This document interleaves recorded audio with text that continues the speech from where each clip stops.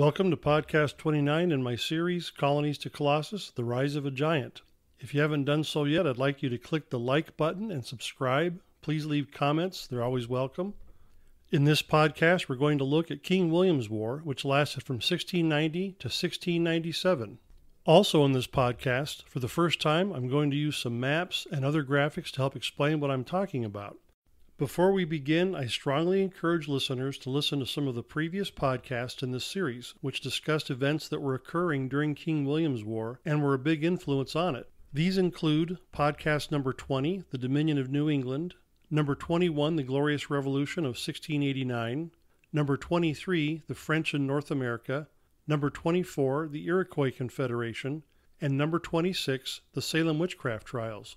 Between 1690 and 1763, England and France fought four bitter wars that spilled over into their North American colonies. Spain got dragged in too. The flavor of these wars in North America was much different than it was in Europe.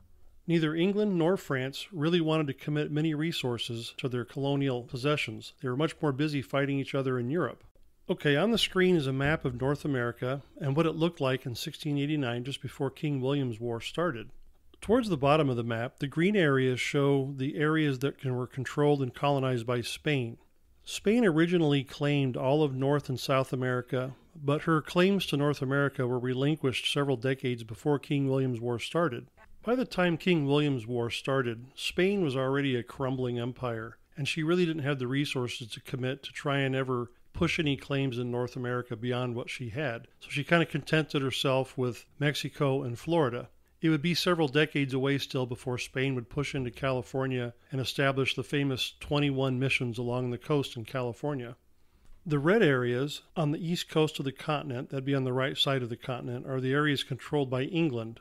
And then further to the north of Boston, the blue area along the St. Lawrence River and along the coast there was French Canada. Off to the right edge of the screen near there, I've shown where Newfoundland was. Newfoundland was kind of a frozen island, but it was very valuable because of its fishing. It had very rich fishing grounds, and both England and France had settlements and fishing villages and towns there. And of course, Newfoundland would see some of the fighting too, not a whole lot, but some. Between French Canada and the English colonies, the English seemed to have a huge advantage. Her population was much larger. English colonists numbered in the area of 200,000 people, whereas French Canadians numbered probably between 12 and 13,000. Another important strategic consideration is that the English colonies had enough food, whereas the French Canadians seemed to have a problem producing food because of the climate. It was hard to farm there. This would seem at first glance to give the English a tremendous advantage, but really the French had some important advantages that in some ways made them survive the war better. At least they were able to be more aggressive and kind of seemed like they in some ways won, although they really didn't. It was a stalemate. But the French had better leadership, far better leadership, and they had a unified command.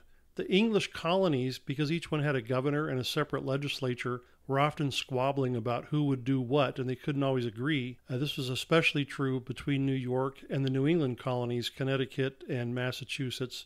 They couldn't agree on what would happen or what course to take. A critically important thing was that the French did a better job of making more effective use of her Indian allies than the English did. And we'll say a lot about this because it was very important. And overall, this led to a better French strategic situation and strategy in dealing with England. They kept England on the defensive most of the time. So England was never really able to the English colonists were never able to really make use of their tremendous numbers. There were three theaters of war and fighting in North America. Up in the north of Quebec and French Canada, there's Hudson's Bay. Both the French and the English had some forts up there, as well as some fur trading and other interests, and they took turns attacking and conquering each other's forts and then reconquering them. There's also some fighting down in the Caribbean, which involved the Spanish. I'm not going to pay any attention to those two fronts because this is a series about early American history. I want to talk about what happened between the areas of Quebec and Boston and westward to the Great Lakes. That's where all the fighting happened between the English American colonists and the French. In North America, Indian tribal politics and European international politics were hopelessly entangled, which guaranteed a high level of friction and conflict. North America was raw wilderness with few roads and dense, endless forest. These conditions made European-style military operations nearly impossible in North America. Naturally enough, when mother countries began fighting each other in Europe, the wars naturally spilled over into the colonies, although the names of the war differed from the colonies as what they were called in Europe. So, for example, in the colonies it was called King William's War, but in Europe it was called the War of the Grand Alliance, or sometimes the War of the League of Augsburg, or in other cases, the 9 Years' War. It was called King William's War in the colonies because King William was the King of England at that time. What triggered the war was that Louis XIV, King of France, sometimes known to history as the Sun King, had built up and greatly improved France's military power. In fact, France became one of the most powerful countries in the world at that time, and the rest of Europe was noticing it and was quite frightened of it. And King Louis was busy trying to expand French borders into neighboring countries or into territories that France had once controlled. This naturally made the rest of Europe nervous, and that's why this war in Europe was often called the War of the Grand Alliance, because other countries banded together, including England and Spain, to try and resist French encroachments and expansion. There's also the political and religious angle. In England, and we talked about this in my podcast about the Glorious Revolution, James II, the last Catholic king of England, had been thrown out. He fled England and went to France, and Louis XIV supported him, wanted to put him back on the throne in England, which the English naturally resented and didn't like. So King William's War was really part of a bigger war that was going on in Europe and in other areas of the world. But the colonies were really kind of left on their own. The fighting really was done between militia and Indian allied units, although France did have a few professional soldiers, but not really enough to make a difference. The French Canadians opened the war aggressively with 3 campaigns, which are shown on the map on the screen right now. The first attack started in Montreal and came down with the intention of attacking Albany, which was an English outpost. It was an important outpost because it was the gateway to trade and communication between the English and their Iroquois Confederation Indian allies. When the French Canadians got to Albany, they decided it was too strong to attack, so they diverted and attacked a smaller town instead called Schenectady. Apparently, when they came to the town, they found the gates open and no one on guard, but they did find 2 snowmen that were apparently built and acting as guards by the front gates. This force of about 400 men, Canadians and allied Indians, sacked and destroyed the town and carried off captives and killing many other people. The second attack, marked with the number 2, was led by a man named Captain Francois Hertel de Rouville. I hope I didn't butcher that too much. Hertel was a very interesting guy. He had been once captured by the Mohawks, which were Indian allies, and tortured by them. He survived to tell it. He was a very effective commander. His force of about 50 men, which included Indian allies and Canadian militia, Hertel's attack was on Salmon Falls, which is uncomfortably close to Boston for many New Englanders, where he destroyed the settlement, burned buildings, and carried off captives. Reverend Cotton Mather, Boston's famous Puritan minister, described Hertel's force as half Indianized French and half Frenchified Indians, which gives you some idea of how much the French had adopted much of the Indian style of fighting and how much the Indians were using European weapons and some of their clothing as well. Sometimes you couldn't tell one from the other, especially if it was a winter attack like this one was. The third attack, which is delineated by the number 3 on the map, shows a French attack of about 300 French Canadian militia and Indian allies who attacked Fort Loyal in May. The English colonists in the fort agreed to surrender on the condition that the French would protect them from their Indian allies. So they swung open the gates, and as soon as they came out, the French allowed the Indians anyway to go ahead and start slaughtering and scalping the people coming out of the fort. And they did this on the pretext that the English had rebelled against their lawful king, whom the French king, Louis XIV, was supporting. It was an infamous deed that kind of sets the tone for much of this war, sadly. Before we talk about the English counterstrokes and invasions of Canada, we should mention the fact that these French attacks occurred during cold months. The first one on Albany and Schenectady was in February. The second one, led by Hertel, was in March, and the last one was in May, which was a little better weather. It shows that the French were unconventional. European armies didn't campaign during the winter months, at least not in Europe, because there was nothing to eat, there was nothing for the horses to forage on. Usually they just went into winter quarters and waited till the spring. But the French, by adopting certain tactics and raid warfare, were able to attack whenever they wanted. The first English attack, marked as number 1 on the map, was led by Sir William Phipps. He led a force of about 700 men and 14 ships. He attacked and sacked Port Royal and took it over. I don't think that it really accomplished much other than bolstering morale. Phipps himself is kind of an interesting character. He had helped salvage a sunken Spanish treasure ship, made a lot of money on it. The king knighted him, and he came back to the colonies and ended up being governor of Massachusetts during the Salem witchcraft trials. He ended up putting an end to the trials after his wife was accused of witchcraft. The second important campaign, marked as number 2 on the map, during the summer of 1690 was led by a man named Winthrop. It was a New York affair. He had 850 men plus Iroquois allies. His target was to go up and attack Montreal, but after about 100 miles of trudging through the wilderness, sickness set in and he was ill-equipped and ill-supplied, and so he ended up turning back. However, he did send ahead a man named Captain Schuyler who had about 200 men. Most of them were Iroquois allied Indians, and they did make it north. They didn't make it quite to Montreal, but they attacked the village of La Prairie near Montreal. The last campaign of 1690, marked number 3 on the map, was an attempt to capture Quebec, the capital city of French Canada. Had it succeeded, it likely would have neutralized French Canada. The campaign was led by the barely competent Phips again. He commanded a force of about over 2,000 men and 34 ships. They arrived at Quebec on October 17th. The story goes that when Phips arrived, he sent a messenger to the French-Canadian governor, a guy named Frontenac, demanding that the city surrender. Up on the screen, you can see a picture of this incident. Frontenac is the guy in blue on the right with the long white hair. Frontenac responded, "My reply will be given by the mouth of my cannon." And as we'll see as the war unfolds, Frontenac was a much better leader than anything the English had. Even though he was quite old, he was energetic and aggressive, and he actually even went on campaigns with his troops out into the forest. After receiving Frontenac's reply, Phips landed about 1,000 of his men in an attempt to attack the city of Quebec, but they were neutralized by effective French skirmishing parties. The English ships fired at the city, and Quebec's cannon fired back, but nothing was really accomplished, and it was getting cold. The weather was getting cold. It was late in October. So Phips called off the attack and sailed back to Boston in humiliation. As I mentioned earlier, the French Canadians had a hard time growing enough food for what they needed, and the population of Quebec had swelled in the last couple of days before this attack because a lot of local militia had showed up there to defend the city.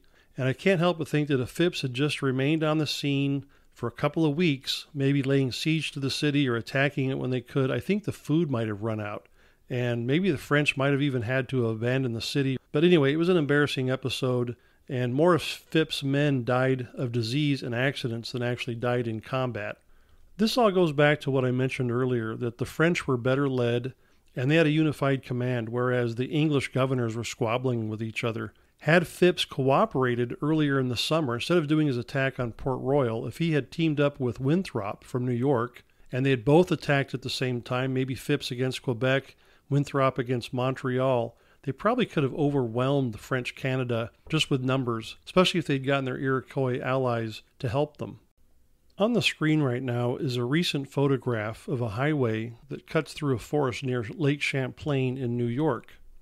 This area would have been right in the heart of King William's War. European armies relied heavily on wagons and horses to pull the wagons to carry their supplies and their ammunition, as well as to pull their artillery, which were mounted on carriages with wheels. Imagine trying to get wagons and artillery through this forest. Not only that, what would the horses eat? There's not a lot of pasture or meadowland in these heavy forests. All of the area between New England and French Canada and into the state of New York, or what is today the state of New York, would have been heavily forested like this. Much of it still is. This prompted one recent historian to call the whole area the Spruce Curtain, and that's really what it is. On my little maps showing the campaigns, you don't really get an idea of the distances involved. Now, they're not huge, but it's still well over 100 miles to get, say, from Montreal down to New York. And imagine slogging through this kind of forest with trying to carry baggage and wagons and so forth. It would have been almost impossible. The reality was that neither the English colonists or the French Canadians had the ability to conquer each other. This is especially true in the case of the French. They couldn't conquer the English colonies with their heavy population. If the French were able to muster all the troops they could and try and attack Boston, which they had planned to do, thousands of militia could have shown up to repel them, so it would have been hard. So the French decided upon raiding warfare as a strategy to keep the English off balance and on the defensive. By adopting Indian fighting style tactics and infusing it with certain European features, the French were able to conduct a raiding type of warfare that kept the English constantly on the defensive and off balance. And the English really weren't able to conduct any major offensives against the French during the rest of the war. People who lived out in the forests developed what we call forest craft, the ability to live in the forest and live off the land and do what you need to do to survive. And the French seemed to have a high number or a large cadre of militiamen that had forest craft skills and could work side by side with the Indians. And this gave them an advantage because they always had Canadian French militiamen that were able to do these raids along with the Indians. And the Indians were, of course, adapted to this anyhow. One thing that made raiding warfare so effective was that it could be done even in the cold, snowy winter months. Raiding warfare really did require only simple equipment. For example, snowshoes were used. That allowed you to travel over deep snow. Toboggans were used instead of wagons to carry supplies. These were kind of like wooden sleds. Sometimes they were made out of animal skin stretched over a wooden frame. You could put your supplies and equipment on that, and you could pull it with a rope, or sometimes they even had dogs pulling these toboggans. And raiders also had special clothing. It was more adapted to wilderness survival. The European uniforms that European soldiers had would not have protected them against the cold if they tried to do some kind of winter attack or winter campaign. Probably one of the most important simple pieces of equipment that raiders had were the canoes. Now, both sides used the canoe, and the canoe allowed you to use nature's highway system. I mentioned earlier that there were really no roads in this backcountry, barely even paths. So with a canoe, you could travel down a lake and then take the canoe out of the water. They were light enough to carry, and then go to the next river or lake and go down that. And in this way, you could travel quite a bit of distance in a quick amount of time. Canoes could hold several men. Bigger ones could hold quite a few men. Once you got near your target of the raid, you could hide the canoes, do your raid, get back in them, and then leave quickly if you wanted to. After the first year of the war, the French Canadians and English colonists kind of settled into a stalemate. Neither side could really win. France didn't have the manpower, and the English didn't have very good leadership. The French spent pretty much the rest of the war raiding isolated English outposts and towns, and the English spent the rest of the war enduring the raids and being terrorized by them. There were two small campaigns worth noting. In 1696, the French, under the leadership of a man named Iberville, led a force out of Quebec and attacked Penobscot Bay and captured Fort William Henry. That's indicated as number 1 on the map. You can see quite a long distance he had to travel. A lot of it was by river and canoe. The English responded by sending an expedition under the leadership of Major Church up to Penobscot Bay. By the time Church arrived, Iberville and his Indian allies had left. Major Church spent the rest of his expedition going up the coast, marching into the Bay of Fundy, and along the way destroying allied Indian settlements that were allied with the French. So there really wasn't much to the war after that first year of campaigning. There were, however, two human interest stories that I think are worth repeating. One occurred in Canada. A young woman named Madeline Verschure, her father was a local grandee who owned an estate there. Some Iroquois came to raid the farm where she was working. She was able to rally the defenders, get them into a stockaded area, fire the cannon. She put on a soldier's hat so that the Iroquois would think the fort was manned. And by her cool, calm, collected action, she was able to organize a defense. The warning shots from the cannon she fired alerted the neighboring areas, including distant forts, who then fired shots.